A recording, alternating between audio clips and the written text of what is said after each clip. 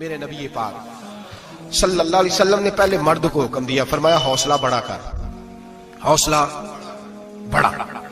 فرمایا عورت ٹیڑھی پسلی سے پیدا ہوئی ہے تو یہ ٹیڑھی ہے، سیدھی کرنے کی کوشش کرو گے تو ٹوٹ جائے گی، لیکن سیدھی ٹیڑھی کے ساتھ گزارا کرو۔ لفظ بڑے حسین ہیں حدیث میں، جاگ رہے ہیں آپ لوگ جی؟ بڑے بڑے حسین لفظ ہیں۔ حضور نے فرمایا اگر تمہیں اپنی بیوی کی کچھ عادتیں ناپسند ہیں تو اس سے بغض نہ رکھو، بیوی سے بغض نہ رکھو۔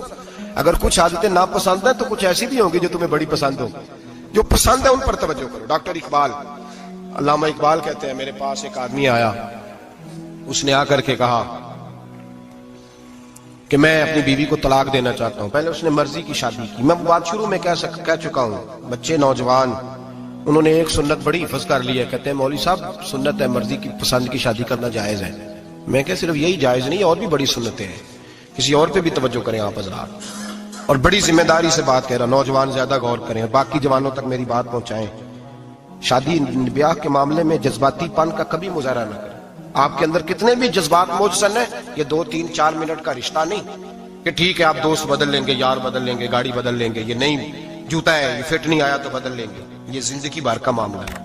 اس میں بزرگوں کی، سیانوں کی اور حکمت والے لوگوں کی رائے لیں، اس کو سمجھیں، پرکھیں، پھر نکاح کا فیصلہ کریں۔ اس کو کبھی جذباتی نہ لینا زندگی میں۔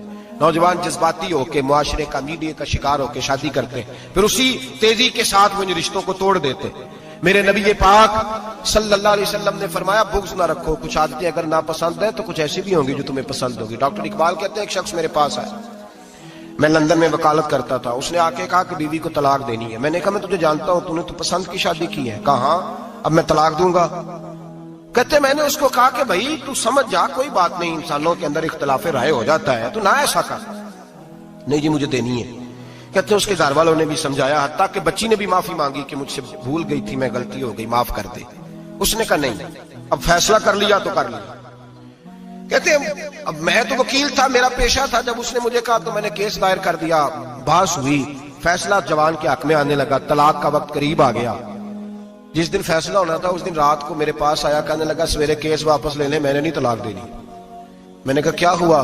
کہنے لگے اقبال یار عجیب بات ہوئی ہے، مسلمانوں کے رسول کی ایک حدیث پڑھ لی ہے، نبی پاک علیہ السلام کا ایک فرمان پڑھ لیا ہے۔ کہا وہ کیا؟ کہا حضور نے فرمایا اگر تمہیں اپنی بیوی کی بہت ساری عادتیں ناپسند ہو، ادھر دیکھو جو پسند ہے۔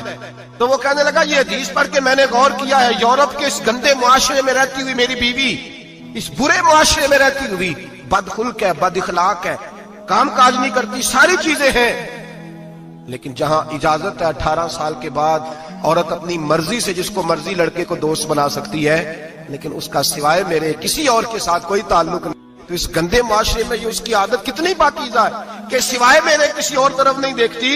حضور کی حدیث نے مجھے اس کی اس اچھی عادت پر مائل کر دیا ہے۔ اقبال کہنے لگے اچھا اب میرے نبی نے تجھے مائل کیا ہے تو میں نہیں سویرے تیرا کیس واپس لوں گا۔ تم کیوں نہیں لے گا؟ کہنے لگے پہلے کلمہ پڑھ میرے رسول کا، مسلمان ہو جا، پہلے کلمہ پڑھ نبی پاک کا جنہوں نے تیرا گھر ٹوٹنے سے بچایا ہے۔ تو میرے بھائی مرد حوصلہ کرے، دلیری کرے۔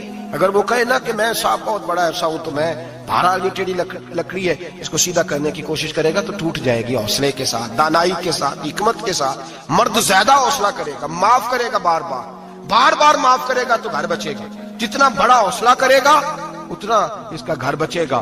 عورت کے لیے کیا حکم ہے؟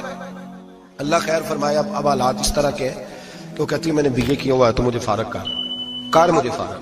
اور عورت اشتعال انگیزی بھی دے لیتی ہے، اس کے لب و لہجے میں بعض اوقات اتنی سختی ہوتی ہے۔ مائیں بہنیں ناراض نہ ہو، لیکن ایک شعوری بات کر رہا ہوں۔ آگے لوگ مسئلہ پوچھتے ہیں، کہتے ہیں طلاق ہو گئی تو 3 طلاقیں دی تو کیا؟ میں کبھی ہو گئی طلاق۔ کہنے لگے جناب میں غصے میں تھا۔ میں نے کہا طلاق تو خیر غصے میں ہی ہوتی ہے، لیکن مرد غصے میں طلاق دیتا ہے، غصے میں ہی دیتا ہے، لیکن ایک سوال میرے ذہن میں ہے، مرد کو غصہ کون دلاتا ہے؟ ایسے تو نہیں تھا نا کہ ریڑی والے سے ٹکر ہوگی تو گھر آ کے بیوی کو طلاق دے دی۔ یہ تھوڑی ہوتا ہے کہ باہر اس کی جو ہے وہ موٹر سائیکل کسی کے ساتھ ٹکرا گئی تو اس نے کہا مجھے غصہ چڑھ گیا تو میں گھر آ کے طلاق غصے میں ہوتی ہے، پر غصہ کون دلاتا ہے؟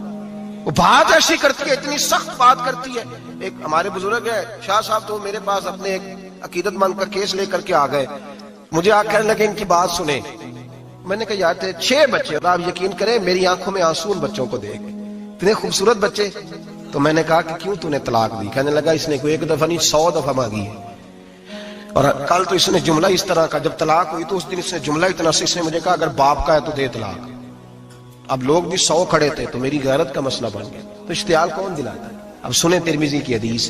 میرے نبی کریم سید عالم صلی اللہ علیہ وسلم نے فرمایا 500 سال لگیں گے جنت میں جانے میں.